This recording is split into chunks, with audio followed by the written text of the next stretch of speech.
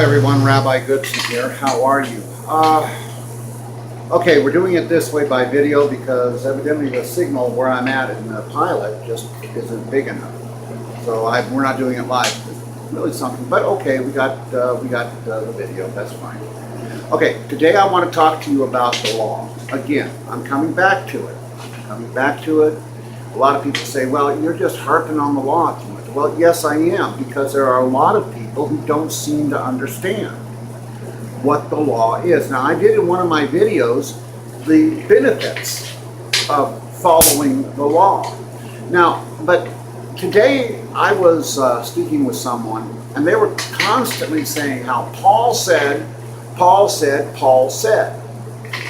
and of course calling me a heretic because I'm over here and this is the way Messianics believe. That the words of the Master, the words of Yeshua HaMashiach, are higher than the words of a man.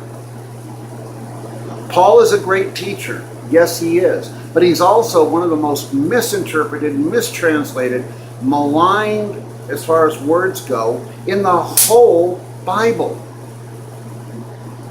Okay? They have actually misinterpreted everything that he says. Okay, when he says that we don't have to follow the law, what he's talking about, he doesn't ever say that. In fact, he defends the law. For he says that I am a Pharisee of the Pharisees. Okay, he defends the law. And this is something, here we go. In Romans 7, this is Paul saying, do you not know, brothers and sisters, for I speak to those who know the law, know the Torah, that the law is master over a person as long as he lives? If the married woman is bound by law to her husband while he lives, but if the husband dies, she is released from the law concerning the husband. So then, if she joined another man while her husband is living, she will be called an adulteress. But if her husband dies, she is free from the law. So she is not an adulteress, though she is joined to another man.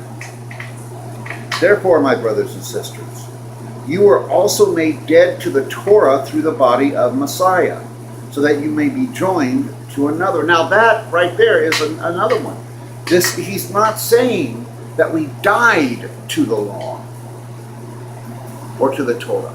What he is saying is we are dead from the effects of the law. The one who was raised from the dead in order that we might bear fruit for God. For when we were in the flesh, the sinful passions that came through the Torah were working in our body parts to bear fruit for death. But now we are released from the law, having died to what confined us, so that we serve in a new way of the Rohak, and not in the old way of the letter. Now notice he said a Rohak. That means spirit in Hebrew. Let's go this way. Let's read it again. So that we serve in the new way of the Spirit and not in the old way of the letter. Now, what does that mean? It's now we are no longer under the traditions of the law. Okay? What shall we say then? Well, let's go back to that. We are no longer under the Roha of the Spirit of the law. We're now in the spirit of the law. We're not under the letter of the law. This is what I say to people.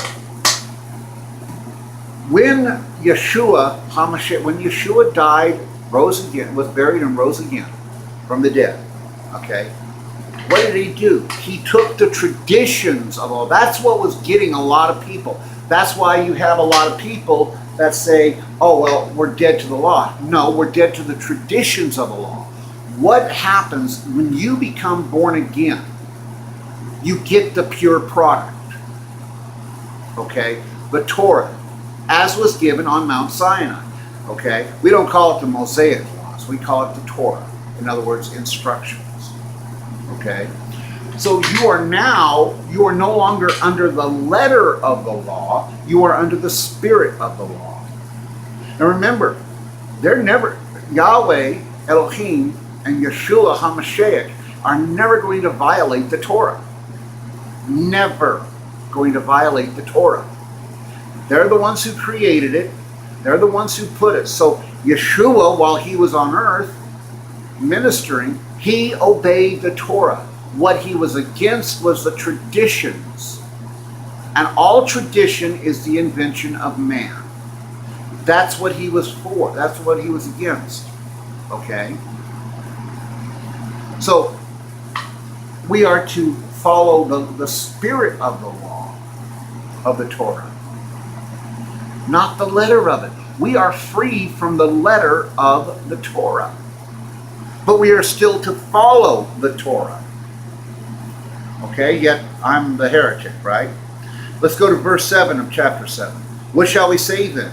Is the Torah sin? May it never be. On the contrary, I would have not known sin except through the Torah.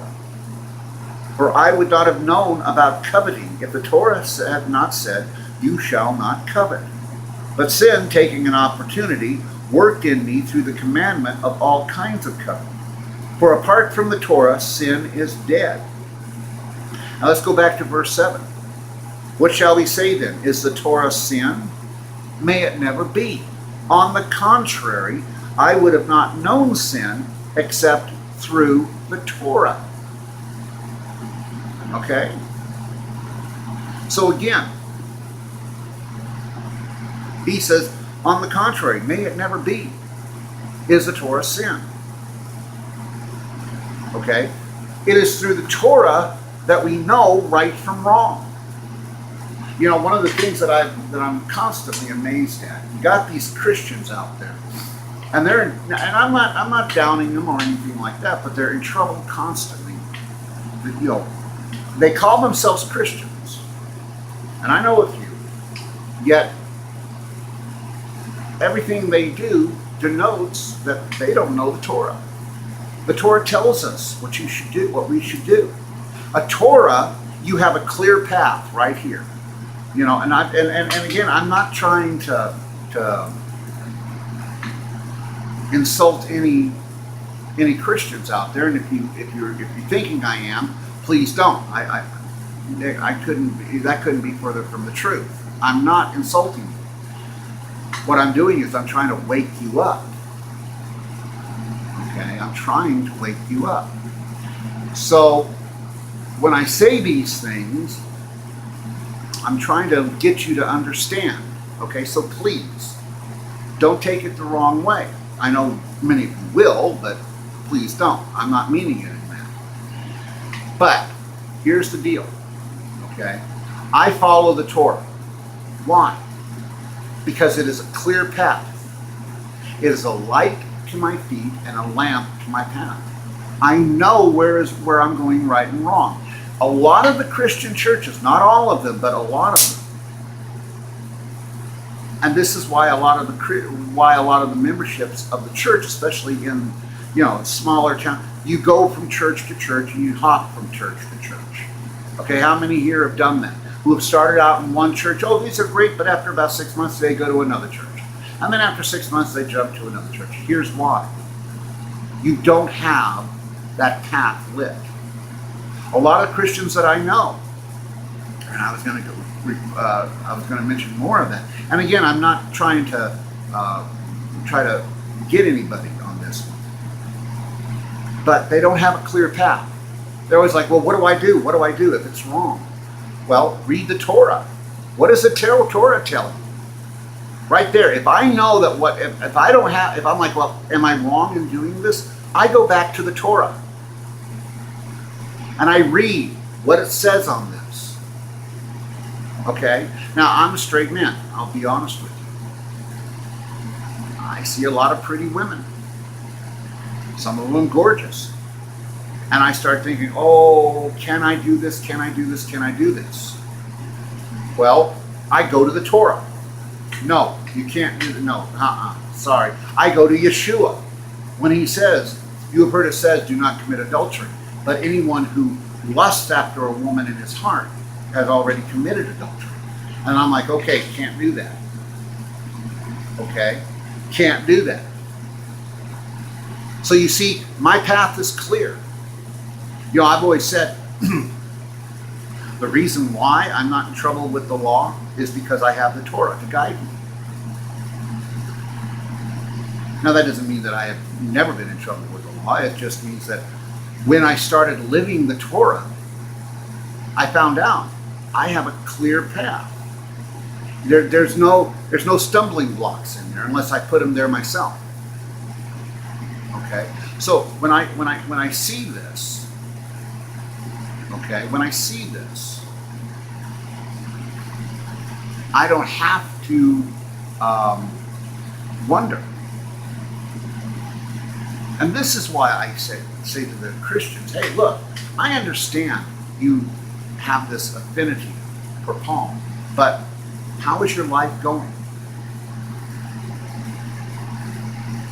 Go follow the Torah. Read the Torah. Now I'm going to come back here in a moment as soon as I upload this, and we'll continue the statement.